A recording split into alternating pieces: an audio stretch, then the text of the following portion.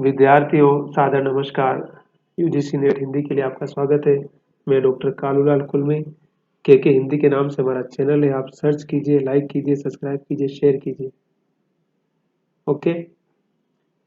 मैंने गोदान पर और कविताओं पर, कहानियों पर बहुत सारे वीडियो बनाकर अपलोड कर रखे हैं। आप जाइए और उनको पूरा देखिए और समझिए। बहुत सारी चीज़ें समझ में आएगी। बस शनै शनै प्रयास करने की आवश्यकता है। और कछुआ और खरगोश वाली कहानी हमेशा ध्यान रखना है कि जल्दी नहीं भागना, फटाफट काम नहीं करना है, धीरे धीरे करना है, लेकिन रेगुलरिटी में उस काम को जारी रखना, कंटिन्यूस काम करते रहना है। भले हम पर डे 1 घंटा ही पढ़ रहे हैं, लेकिन पूरा 30 दिन पढ़ेंगे, 30 घंटे हो जाएंगे। और आप एक हफ्ते कुछ घंटा पढ़ लेंगे और पता चला कि वापस फिर पढ़ना ही बंद कर दिया, तो और भी पीछे रह जाएंगे। तो उससे आप हमारे पढ़ने का जो रियाज है वो भी कम होता जाएगा। इसलिए regular continuous workout is very important for any field. If I want to succeed in my life, then I did my work with consistently and regularity. This is very very important. Then I don't believe myself. I don't work out properly. I don't uh, make discipline in my life. Then I never got success. तो सफल होने के लिए अनुशासन, मेहनत और परिस्थितियां बहुत मायने रखती है। हम गोदान पर परिचर्चा कर रहे थे। गोदान जो प्रेमचंद जी का उपन्यास है, जिनको मुंशी प्रेमचंद भी कहते हैं हम, है ना। तो गोदान 1936 में पब्लिश हुआ था और 36 में ही प्रेमचंद का भी इंतकाल हो गया था। मैंने कहा ना कि मैंने बहुत सारे वीडियो बना के डाल रखे हैं। अब हम गोबर जो होरी का पुत्र है, लखनऊ चला जाता है, उसके बाद किस प्रकार से उसकी क्या दुर्दशा होती है, और वो कहते हैं कि अपनी औकात भूल जाता है। कोई बात भूल जाता है कि मैं गरीब किसान का बेटा हूँ और मुझे किस प्रकार का जीवन जीना है। थोड़ा पैसा कमाता है और वो समझता है कि मैं तो करोड़पति हो गया हूँ। जूनिया को लेकर जाता है और माँ बाप से झगड़ा करके जाता है बकायदा, और जूनिया भी झगड़ा करके जाती है। अब फिर से पीछे लौटने का रास्ता जैसे उन्होंने सदा के लिए बंद कर दिया। गोबर इस बात की फिक्र ही नहीं करता है कि मेरी बहन भी है, पिता की इनकी इतनी इनकम नहीं है, सारे खर्चे वो वहन नहीं कर पाएंगे, तो मैं उनकी कुछ हेल्प कर दूँ, ये सारी चीज़ें भूल जाता है। वो कहता है कि मेरा भी बच्चा है, लेकिन देखिए कि उसके साथ साथ किस प्रकार की दुर्घटनाएं घटती है, कि वो लखनऊ आने के बाद किस तरह की परिस्थितियों में फंस जाता है, और जूनिया भी जैसे इस जीवन से उब जाती है, परेशान हो जाती है।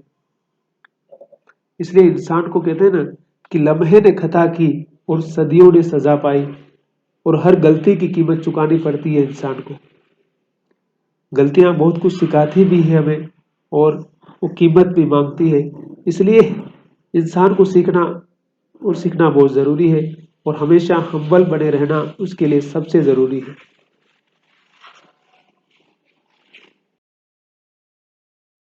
इस तरह से गोबर की क्या दशा होती है, आगे देखिए, थोड़ा कुछ पैराग्राफ पढ़ देता हूं मैं।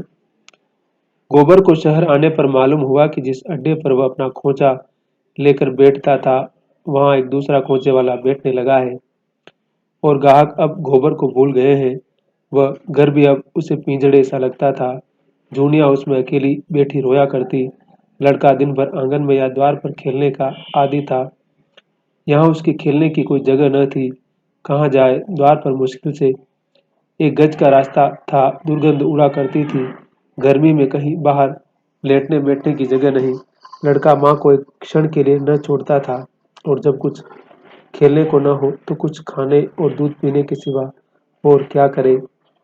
घर पर भी कभी धनिया खेलती, कभी रूपा, कभी सोना, कभी होरी, कभी पुनिया। यहाँ अकेली जूनिया थी और उसे घर का सारा काम करना पड़ता था, है ना।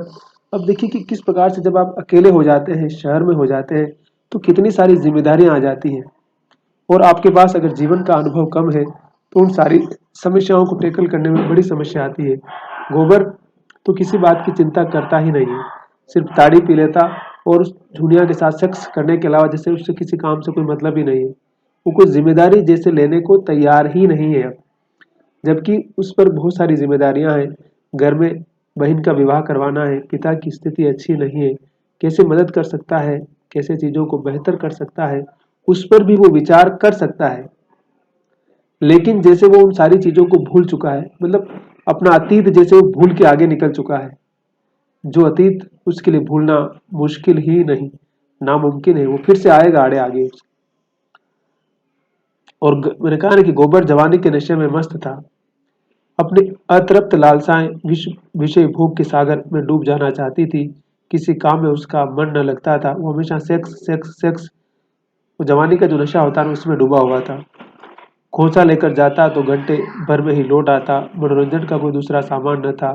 पड़ोस के मजदूर और इक्केवान रात रात भर ताश और जुआ खेलते थे। पहले वो भी खेलता था, लेकिन अब हास विलास के लिए, मस्ती करने के लिए सिर्फ उसके पास कौन था? जूनिया थी। बस दुनिया के साथ ही सारा कुछ करता हो। और अब जूनिया को गुस्सा आने लगता हो। उसे अब गोबर पर गुस्सा आता था। उसने शहर के जीवन का कितना मोहक चित्र खींचा था, और यहाँ इस काल कोठरी के सिवा और कुछ नहीं। बालक से भी अब उसे चिढ़ होती थी। कभी कभी वह उसे मार कर बाहर निकाल देती थी और अंदर से बंद कर देती थी। बच्चा बाहर रोता रहता था।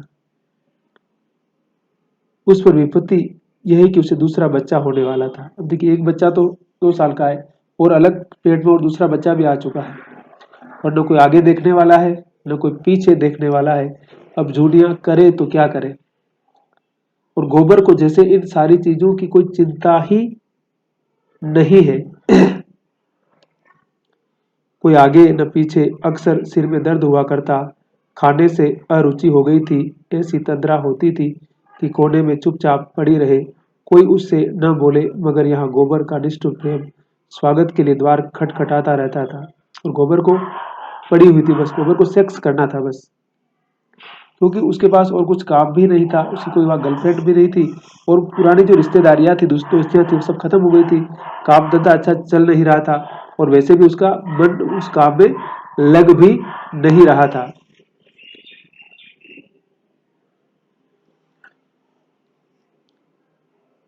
और इधर जो बच्चा था लल्लू, वो हमेशा इसकी छाती पे सवार रहता। तो जूलिया एक तरफ तो खाना अच्छा नहीं मिल रहा, उसका मन नहीं लग रहा, शरीर भी कमजोर, मन भी उदास, हर तरह से वो उदास हो गई थी, परेशान थी बेचारी। तो उसका शरीर और भी सूखता जा रहा था, और पेट में बच्चा हो रहा था, उसको भी तो बहुत कुछ चाहिए ना। तो पेट के बच्चे को खिलाए वो, कि बाहर के बच्चे को खिलाए, कि गोबर का ध्यान रखे, क्या क्या करे बेचारी वो। ठीक है। तो इधर वो क्या करे बेचारी, परेशान हो जाती है। और क्या देखिए कि दुर्भाग्य क्या होता है उसका, कि बरसात के दिनों में जब लल्लू को दस्त लगने लगे और उसने दूध पीना छोड़ दिया, तो जूनिया को सिर से एक विपत्ति टल जाने का अनुभव हुआ। लेकिन जब 1 सप्ताह के बाद बालक मर गया, तो उसकी स्मृति पुत्र स्नेह से सजीव होकर उसे रुलाने लगी। अब उसका दुर्भाग्य देखिए कि बच्चा मर जाता है। और उस समय देखिए इस प्रकार का इलाज और तमाम सुविधाएं भी तो नहीं थी। आज भी जब किस प्रकार की ट्रेजेडी हो जाती है तो बच्चे चले जाते हैं। तो वो गरीब, अनपढ़, अज्ञानी, वो भी समस्या, और सारी चीजों को न समझ पाना, आगे पीछे कोई देखने वाला नहीं। अगर गांव में होता तो धनिया देखती, सारा चीज ख्याल रखती, और कुछ खिला पिला के उसको ठीक कर देती। लेकिन यहाँ कोई चारा नहीं था। लेकिन अब चला गया, उसके बाद दुनिया को उसकी बहुत याद आने लगी, बहुत ज्यादा।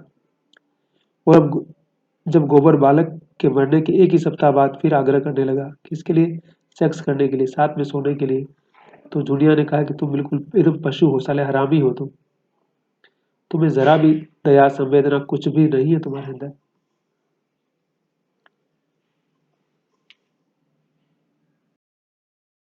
बस फिर क्या था, जूनिया को अब लल्लू की स्मृति लल्लू से भी कहीं अधिक प्रिय थी। अब देखिए, जब कोई चीज छूट जाती है ना, तो उसकी याद हमारे लिए कितनी ज्यादा महत्वपूर्ण हो जाती है।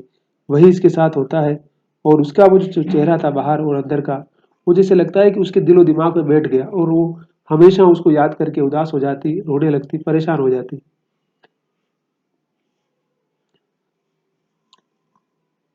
और गोबर गोबर को तो कोई चिंता नहीं थी। अपना देर से आता, अपना ताड़ी पीता और मस्त था। और जूनिया क्या करती? जूनिया तो समझे कि हर तरह से ठगी गई। इसलिए क्या बोलती, गोबर देर से आता या जल्द, रुचि से भोजन करता या नहीं, प्रसन्न है या उदास, इसकी अब उसे बिल्कुल चिंता न थी। गोबर क्या कमाता है और कैसे खर्च करता है, इसका भी उसे पता न था। उसका जीवन जो कुछ था, भीतर था, बाहर वह केवल निर्जीव यंत्र थी। एक यंत्र की तरह हो गई वो। मतलब वो सारी परिस्थितियों से इस प्रकार से उसका मन टूट गया या उदास हो जाती है कि उसे लगता ही नहीं कि कुछ जीवन में बाकी कुछ चीजें बची हुई है। और वो पूरी तरह से उदास, हताश और परेशान हो जाती है। उसके शोक में भाग लेकर उसके अंतर जीवन में बैठ कर गोबर उसके समीप जा सकता था। गोबर चाहता तो उसकी पीड़ा को समझ के उसमें साझेदारी कर सकता था, उसके जीवन का अंग बन सकता था, पर वह उसके बाह्य जीवन के सूखे तट पर आकर जैसे प्यासा ही लौट जाता था। उसे तो संभोग करना था, उसे तो सेक्स करना था बस। और एक दिन गोबर उसको डांटता है कि तुम हमेशा ये क्या सोचती रहती हो, उसको भूलना होगा, नहीं भूलोगी तो परेशानी हो जाएगी। अब इधर गोबर का काम भी अच्छा नहीं चल रहा था, तो उसने सब कुछ छोड़ के शक्कर मिल में नौकरी कर लेता है वो। और उसका गुस्सा और उसकी जो ओवर कॉन्फिडेंस की समस्या थी, उसके कारण आगे उसके साथ और भी बड़ी ट्रेजेडी हो जाती है।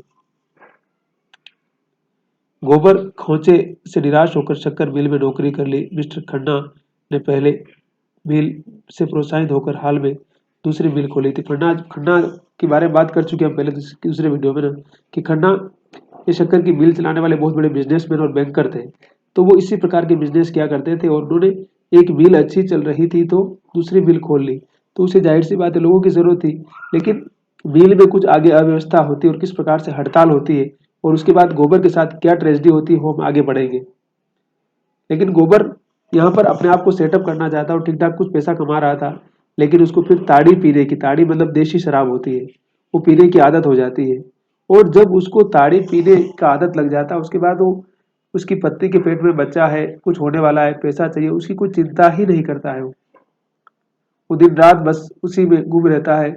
उसको लगता है कि दुनिया मुझसे प्रेम नहीं करती है, दुनिया मेरी परवाह नहीं करती है, लेकिन ये नहीं सोचता है कि दुनिया किस प्रकार की परेशानी से पहले ही गुजर रही है। तो एक जो आपसी जो अनबन हो जाती है और किधर मिसकम्युनिकेशन के कारण that's problem is going on very large way, or and conflict is not sought out. So like that Junia and Gobar is going different ways, and between us not any understanding is going on. आपस में कोई जैसे समझदारी नहीं बन पाती उनमें। गोबर को वहीं बड़े सवेरे जाना पड़ता और दिन भर के बाद जब दिया जले घर लौटता तो उसकी देह में जरा भी जान न रहती। घर पर भी उसके इससे कम मेहनत न करनी पड़ती थी, लेकिन वहां उसे जरा भी थकान न होती थी। बीच बीच में वह हंस बोल भी लेता था। फिर उस खुले हुए मैदान में उन्मुक्त आकाश के नीचे जैसे उसकी क्षति पूरी हो जाती थी। वहां उसकी देह चाहे जितना काम करे, मन स्वच्छंद रहता था। यहाँ देह की उसकी मेहनत न होने पर भी जैसे उस कोलाहल, उस गति और तूफानी शोर का उस पर बोझ सा लदा रहता था। यह शंका भी बनी रहती थी कि न जाने कब डांट पड़ जाए। सभी श्रमिकों की यही दशा थी। सभी ताड़ी या शराब में अपनी दैहिक थकान और मानसिक अवसाद को डुबाया करते थे। गोबर को भी शराब का चस्का पड़ा। घर आता तो नशे में चूर और पहर रात गए और आकर कोई न कोई बहाना खोजकर दुनिया को गालियां देता, घर से निकलने लगता और कभी कभी पीट भी देता। अब देखिए कि उसकी मन स्थिति लगातार बिगड़ती जा रही है। अब वो ताड़ी पीने की लत पड़ जाती है उसको, क्योंकि वहाँ फैक्ट्री में इतना काम रहता है, वहां को फ्री में तो कुछ होता नहीं, काम तो करना पड़ेगा भैया फैक्ट्री में तो ना। यहाँ खोमचे में तो ठीक है अपना काम कर रहे हो नहीं कर रहे हो बच भी सकते हो, लेकिन जब फैक्ट्री में जाओगे तो फिजिकल वर्क करना पड़ेगा आपको। और वो थक के चूर हो जाता और उसको फिर ताड़ी पीने की आदत पड़ गई। तो फिर वो जूनिया पर गुस्सा निकालना, उसके साथ मारपीट करना, तमाम तरह के काम करने लगा। और जूनिया को अब शक होने लगा कि इसकी कोई रखेल रखी है, इसने कोई दूसरी औरत है इसके साथ इसका संबंध है, इसीलिए मेरे साथ इस प्रकार का व्यवहार कर रहा है। तब फिर क्या होता है, इसी से उसका यह अपमान हो रहा है। ब्याहता होती तो गोबर की मजाल थी कि उसके साथ ये बर्ताव करता। मतलब उस ये समझती नहीं, वो ये समझती कि मुझे रखेल की तरह रखता है, क्योंकि इसका ब्याह उस तरह से हुआ था ना। अगर मैं ब्याह के आती तो शायद मेरी स्थिति कुछ और होती, ऐसा उसे लगने लगता। बिरादरी उसे दंड देती, हुक्का पानी बंद कर देती। उसने कितनी बड़ी भूल की कि इस कपटी के साथ घर से निकल भागी। सारी दुनिया में हंसी भी हुई और हाथ कुछ न आया। वो गोबर को अपना दुश्मन समझने लगी, उसके खाने पीने की परवाह करती न अपने पीने की। जब गोबर उसे मारता तो उसे क्रोध आता कि गोबर का गला छुरे से रेत डाले। घर में जो जो पूरा हो जाता उसकी चिंता बढ़ती जाती। इस घर में तो उसकी मरण हो जाएगी, कौन उसकी देखभाल करेगा, कौन उसे संभालेगा। और जो गोबर इसी तरह मारता पीटता रहा तब तो उसका जीवन नरक ही हो जाएगा। एक तरफ पेट पेट में बच्चा है, गोबर मारपीट कर रहा है, और कोई उसको देखने वाला, कोई समझाने वाला भी वहां पर नहीं है। ऐसे में उसको लगता है कि बस अब तो यही मर ही जाना है और जीवन में बचा क्या है। एक दिन बाहर पानी भरने जाती तो एक बूढ़ी स्त्री उसको देखती है और वो कहती है, जूनिया ने ले जाकर कहा, क्या जाने दीदी, मैंने तो गिना नहीं। दोहरी देह की काली कलूटी नाटी कुरूपा बड़े बड़े स्तनों वाली स्त्री थी। उसका पति एक्का हाँकता था। वह खुद लड़की लकड़ी की दुकान करती थी। जूनिया कई बार उसकी दुकान से लकड़ी लाई थी, इतना ही परिचय था। मुस्कुराकर बोली, मुझे तो जान पड़ता है, दिन पूरे हो गए हैं, आज ही कल में होगा। कोई दाई वाई ठीक कर ली है? जुनिया ने कहा, मैं तो यहाँ किसी को नहीं जानती। तेरा मर्दुआ कैसा है जो कान में तेल डालकर बैठा है? उन्हें मेरी क्या फिक्र। हाँ, देख तो रही हूँ, तुम तो शोर में बैठोगी। कोई करने धरने वाला चाहिए कि नहीं?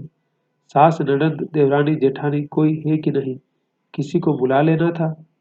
मेरे लिए सब मर गए। क्योंकि उसका पहले सब कुछ झगड़ा हो चुका था ना भाई। वहाँ घर से आते हुए सब लोग अपना कहते हैं कि पूरा निपटारा करके आते थे ये लोग। इनको लगता है कि वापस यहाँ तो कभी हमें आना ही नहीं है। अब यहाँ के फंस के, अब हमारे पास क्या रास्ता है? वह पानी लाकर जूठे बर्तन मांजने लगी तो प्रसव की शंका से हृदय में धड़कने हो रही रही थी। सोचने लगी, कैसे क्या होगा भगवान। ओह, अब क्या करेंगे, कैसे निकलेंगे इस समस्या से। इस तरह से जूनिया की समस्या और भी बढ़ने लग जाती। लेकिन जूनिया बेचारी किसको बोले, क्या बोले, क्योंकि गोबर तो उसकी बात सुनता नहीं है।